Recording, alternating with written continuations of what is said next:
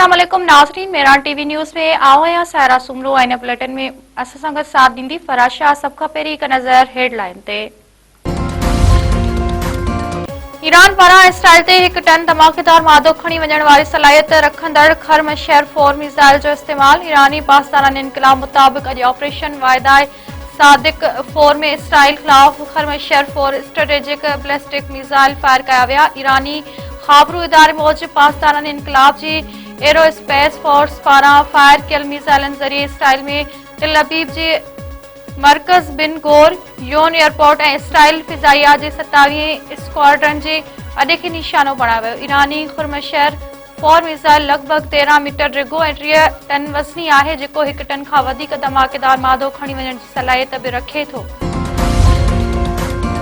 America Israeli हमलनि सबबि Iran में शहीदनि जो अंग 1200 खां वधी वियो। ईरानी जवाबी हमलनि में 6 अमरीकी फौजी मारिजी विया। अरब मीडिया मुताबिक़ इसराइल ऐं अमेरिका जे हमलनि सबबि ईरान में हिन वक़्त ताईं 1230 शहादतूं थियूं आहिनि। लिबनान में इसराइली हमलनि जे नतीजे में 77 माण्हू शहीद थी विया। इसराइल ते ईरान जे जवाबी हमलनि में 11 माण्हू मारिजी विया, जिन में 6 अमरीकी फौजी भी शामिल आहिनि।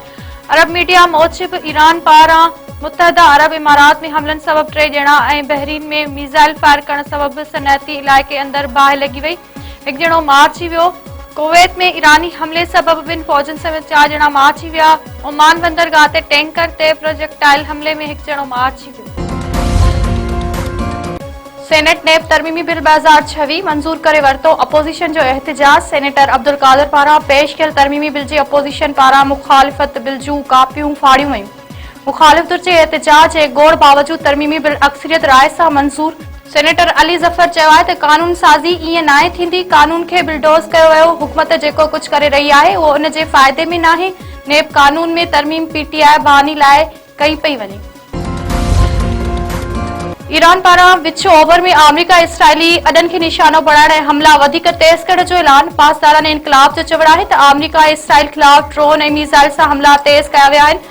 जल्द दुश्मन भॼण ते मजबूर थी वेंदो। हरमज़ मां 1 फुड़ो बि तेल जो गुज़रण न ॾिनो वेंदो। अमरीकी अॾनि ते हमला करे $2 अरब खां वधीक नुक़सान ॾिनो आहे। रूस पारां यूरोप खे गैस फराहमी बंदि करण ते गौर। रूसी सदर पुतिन चयो आहे त ईरान जंग सबबि तवानाई जी क़ीमतुनि में वाध खां पोइ रूस यूरोप खे गैस जी फराहमी बंदि करण ते गौर करणु शुरू करे ॾिनो आहे। रूस मूजिब अमेरिका ऐं इसराइल ईरान ते बेरहम बमबारी करे रहिया आहिनि, जंहिंमें आम शहरी निशानो बणिजी रहिया आहिनि। हाणे उहो सिलसिलो बंदि थियणु घुरिजे।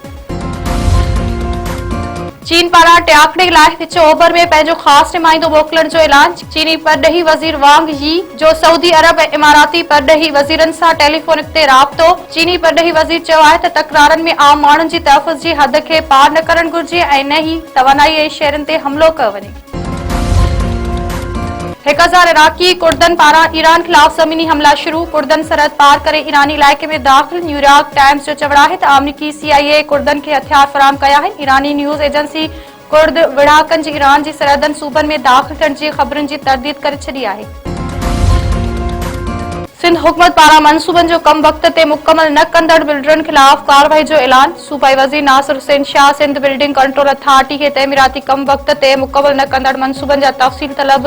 नासिर हुसैन शाह चयो आहे त शिकायतूं मिली रहियूं आहिनि त गैर ज़रूरी तौर मंसूबनि में देर करे शहरनि खे मुश्किल ऐं माली नुक़सान में विधो पियो वञे। जिन मंसूबनि जो तइमीराती कम मुक़ररु वक़्त ते मुकमल नाहे थियो, उन्हनि बिल्डरनि जो लाइसेंस मुअतल करे डीलिस्ट कयो वञे। SUP सदर सैयद ज़ैन शाह जी सदारत हेठि सिंध एक्शन कमेटी जो इजलास। फौरी तौर ईरान, अमेरिका ऐं इसराइल विच में जंगबंदी ऐं आलमी अमन खे यकीनी बणाइण जो मुतालबो। मुल्क अंदरि नवां इंतज़ामी यूनिट या नवां सूबा ठाहिण वारे मंसूबे जी मुखालिफ़त। सिंध मां अफ़गान शहरनि खे बाइज़त नमूने सां वापसि मोकिलण जो मुतालबो। सिंध एक्शन कमेटी पारां ईद खां पोइ सिंध अंदरि क़ौमी कॉन्फ्रेंसनि जो सिलसिलो शुरू करण जो बि फ़ैसिलो। 2 अप्रैल ते सखर में जीए सिंध महाज़ जी मेज़बानी में क़ौमी कॉन्फ्रेंस थींदी। 16 अप्रैल ते नवाबशाह में जसकम शहीद बशीर खान कुरैशी जी मेज़बानी हेठि क़ौमी कॉन्फ्रेंस कोठाई वेंदी। 3 अप्रैल ते ठठे में जीए सिंध क़ौमी पार्टी जी मेज़बानी हेठि क़ौमी कॉन्फ्रेंस थींदी। प्रिया सिटी भरिसां लोडर रिक्शा ऐं मोटरसाइकिल विच में आमू साम्हूं टक्कर। मासूम ॿाड़ी फौत थी वई। 2 औरतुनि समेत 4 ॼणा ज़ख़्मी। मंगो रोड ते हादसे में 6 वरनि जी महक धीअ अमर।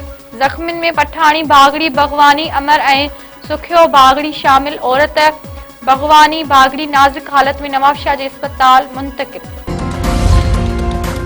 सकरण में नौजवान गैर शादीशुदा नारी गुट्टा ॾेई क़तल। शहर जे मेहरान कॉलोनी में 17 वरनि जी कोमल वलद इमदाद अली जमाली पुरसरा नमूने गुट्टा ॾेई क़तल कयो वियो। वारसन पारां नारी खे संदसि मारोटनि अली शेर जमाली दिलमुराद अली रज़ा ऐं जावेद जमाली ते क़तल जो इल्ज़ाम। पुलिस जो चवणु आहे त नारी खे गुट्टा ॾेई क़तल कयो वियो आहे। वाक़िए जी वधीक जांच करे रहिया आहियूं।